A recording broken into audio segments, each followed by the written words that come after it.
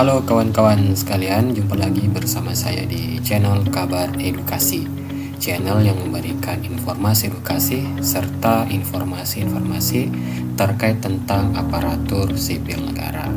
Nah, pada video kali ini kita akan sama-sama membahas informasi terkait tentang seleksi penerimaan pegawai pemerintah dengan perjanjian kerja pada tahun 2024. Apa itu? Seperti yang kita kutip dari CNBC Indonesia, itu memberikan tagline bahwa dalam proses seleksi tak ada sistem passing grade. Beginilah penilaian P3K tahun 2024. Nah, sebelum kita masuk ke pembahasannya, bagi teman-teman yang baru bergabung, silakan untuk klik subscribe terlebih dahulu. Dan jangan lupa untuk share informasi ini ke rekan-rekan teman kamu yang membutuhkan. Oke, langsung saja kita masuk.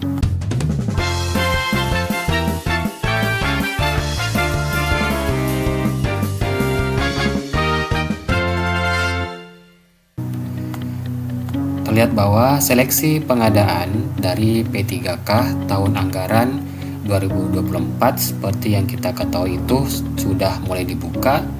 Itu mulai tanggal 1 Oktober tahun 2024 yang menjadi 2 periode pendaftaran. Untuk periode pertama atau bulan pertama itu dibuka pada tanggal 1 hingga 20 Oktober tahun 2024. Nah, untuk periode pertama ini itu secara khusus diperuntukkan bagi pelamar prioritas, dalam hal ini itu adalah guru dan D4 bidan pendidik tahun 2023. Selain itu juga pada periode pertama itu diperuntukkan bagi ex tenaga honorer K2 sesuai dengan pangkalan data yang berada di database. Serta tenaga non ASN yang terdata dalam database BKN.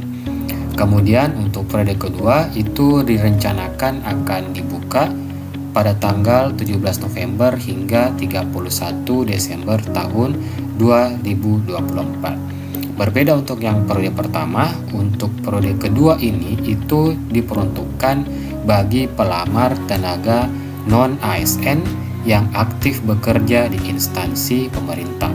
Di sini dikhususkan termasuk bagi kawan-kawan lulusan program profesi guru atau PPG untuk formasi guru di instansi daerah.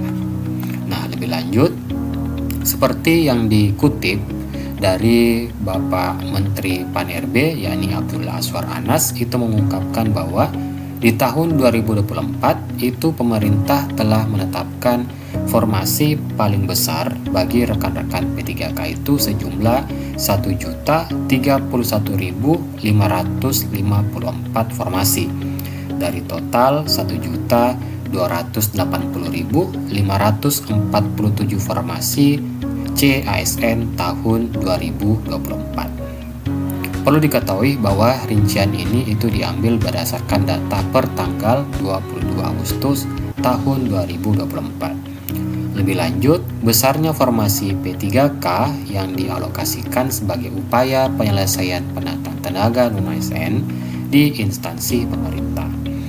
Kemudian, Pak Anas juga menjelaskan bahwa seleksi P3K tahun 2024 kita fokuskan untuk penataan pegawai non-ASN sehingga 100% formasi P3K akan dibuka untuk pegawai non-ASN di instansi pemerintah.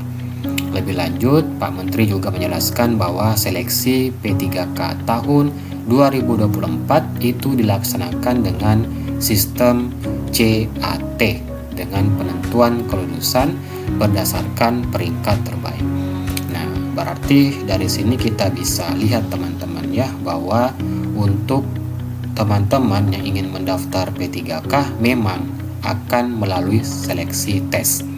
Tetapi itu tidak ada lulus dan tidak lulus karena dia penentuan kelulusannya itu berdasarkan peringkat terbaik.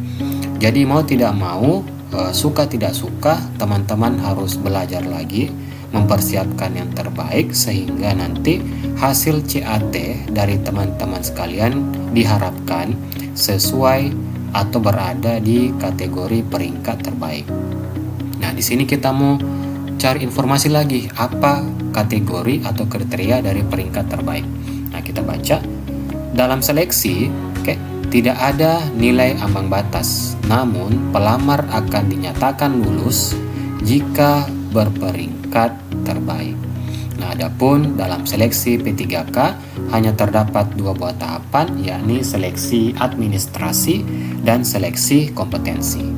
Kemudian seleksi kompetensi itu dilakukan untuk menilai kesesuaian kompetensi manajerial, teknis, dan kompetensi sosial kultural yang dimiliki oleh pelamar dengan standar kompetensi jabatan.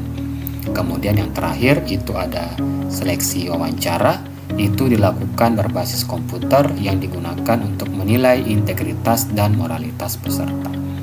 Jadi itulah informasi yang bisa kita berikan atau kita ketahui terkait tentang bagaimana mekanisme pendaftaran dari seleksi P3K tahun 2024. Dari sini kita bisa simpulkan bahwa memang akan ada tes. Jadi penentu kelulusannya itu adalah teman-teman harus berada di peringkat terbaik. Oke, kalau begitu sekian informasi yang kami berikan, semoga bermanfaat. Sekian dari saya. Assalamualaikum warahmatullahi wabarakatuh.